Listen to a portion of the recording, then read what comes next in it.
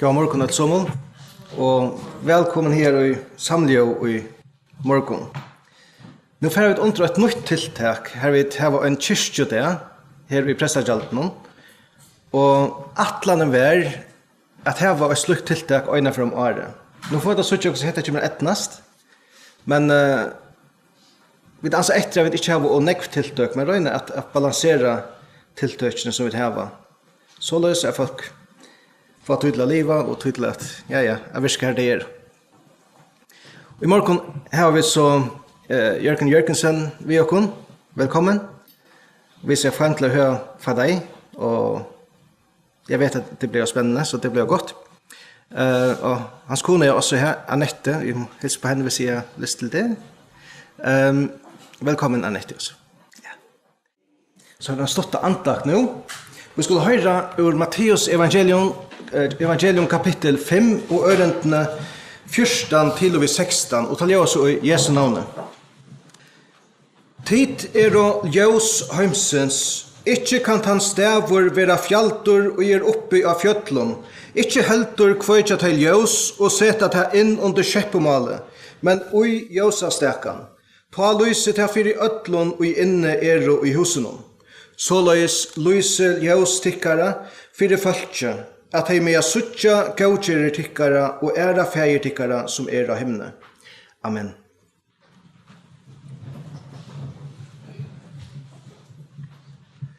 Hette de første årene i Jesu fjallaprætikon. Og han börjar ved å si sel og de i antanon fatako og himmelrykje torra. Og atanas til sel og år så kommer vi til att tider och saltgärarna och nu tider och ljushemsens. Som fjallaprätikan gånger fram så inkluderar Jesus flöjre och flöjre folk. Och det är liksom tyder på att det första som han talar till att det är hans läresvärare. Han säger tid och saltgärarna tid och ljushemsens. Det är inte något som vi skulle stretcha oss efter att vara, men vi är det. Ta Jesus för under hans allmänna tjänst ta för han ut och boa i Jesu årene ur Markus evangelium kapitel 8 och här ständer så lös. Tojen fullkommen och Guds rike i nånd. Vänt dig och tryckve glädjeboskapen. Glädjeboskapen är att vi inte skulle ströjas i oss själva upp till Guds, men att Gud kommer till oss, så att säga. Han kommer till oss. Han är till ljus som skiner i hästen hemma.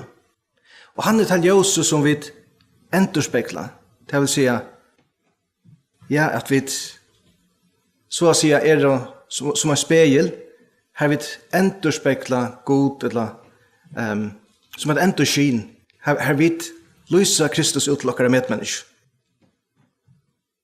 Och det är min vilje för prestajaldi här, att vi som kristen, att vi lever liv som är god till ära, att vi tjänar honom och östning också om han i våra dagligdag.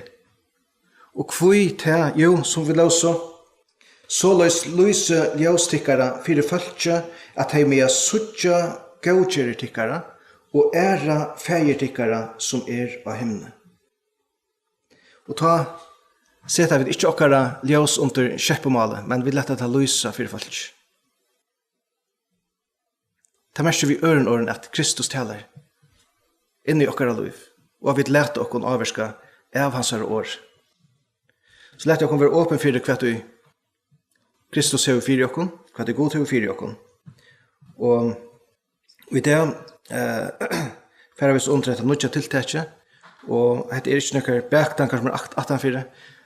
Vi vil bare ha at vi som kyrkja kunne være bei gode og mennesker til tjenest, og til det som vi vilja.